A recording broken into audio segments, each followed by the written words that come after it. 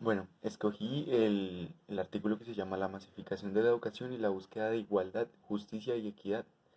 equidades sociales en Colombia. Lo escogí porque considero que me hacía falta para complementar de una mejor manera mi proyecto sobre las artes y entender un punto más general, o sea, apartándome un poco del tema central para entender un poco las problemáticas y las dificultades de Colombia. Este artículo fue escrito por Faustino Peña Rodríguez. Bueno,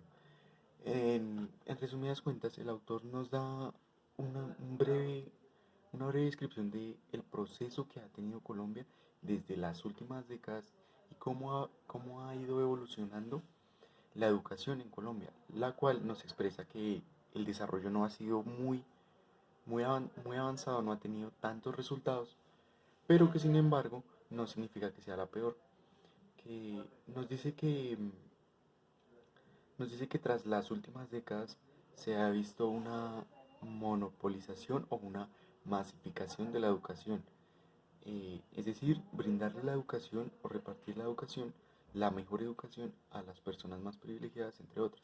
menos afectados las personas humildes, las personas de bajos recursos, etcétera, etcétera. Esto desde siglos atrás, o sea, no es algo de este siglo, sino desde siglos atrás viene trascendiendo este mismo problema. Después, él nos explica un poco de cómo la educación ha tenido un gran impacto en el desarrollo económico y cómo este subdesarrollo económico ha tenido una problemática que es la desigualdad social. El subdesarrollo económico él nos lo presenta tal cual, diciéndonos cómo es que estando nosotros en el subdesarrollo, hemos ido malgastando y malutilizando nuestros, nuestros capitales y esto nos ha llevado a estar en crisis, en unas crisis bastante amplias y aumentando la pobreza y la desigualdad en Colombia, afectando por lo general a las personas menos privilegiadas, tanto económicamente como socialmente. Después, el autor nos habla sobre la equidad e igualdad desde los años 1978 hasta el 2006. Principalmente el autor abarca temas como relacionarlas con las problemáticas que pasaron en ese entonces en Colombia. Es decir, las problemáticas que se tuvieron con el narcotráfico, con o sea, con la creación o la fundación de los grupos armados y cómo este ha tenido cierto impacto o un gran impacto en el país. Em, para finalizar, él nos habla de en la actualidad cuáles son las cifras o sea, las cifras de desigualdades sociales en Colombia y qué es lo que hace el Estado para disminuirlas o los esfuerzos que se hacen para disminuirlas. Nos dice que por lo general en Colombia desde el año 1985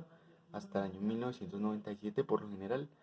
el 10% de Colombia era rico, de resto las otras personas eran clase media o clase baja y que en los últimos años se ha visto cómo se masifica o cómo se monopoliza el dinero para las mismas personas. Es decir, que las mismas personas que en ese 1985 eran ricas, hoy en día siguen siéndolo. ¿Por qué? Porque el dinero hace como un círculo vicioso entre las mismas personas, afectando a la gran parte del país. Y nos habla de cómo el Estado ha intentado porque no ha tenido resultados, ha intentado obtener una justa redistribución de las riquezas para así disminuir la pobreza en el país y disminuir la tasa de mortalidad, ya sea por desnutrición, por abandono, etcétera, etcétera. En lo personal creo que este trabajo me aportó mucho, ya que consideraba que en mi proyecto sobre las artes no entendía muchas de las problemáticas o muchas de las desigualdades que vivía en Colombia actualmente. Y considero que necesitaba un poco sobre este artículo para entenderlas y ver más allá, o sea, meterme más a fondo en las artes y entenderlas de esta manera. Porque en mi proyecto de las artes yo tenía muchos puntos sobre lo de las masacres y todo, pero no entendía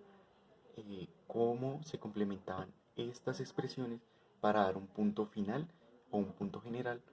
en las artes en la actualidad, en el arte contemporáneo.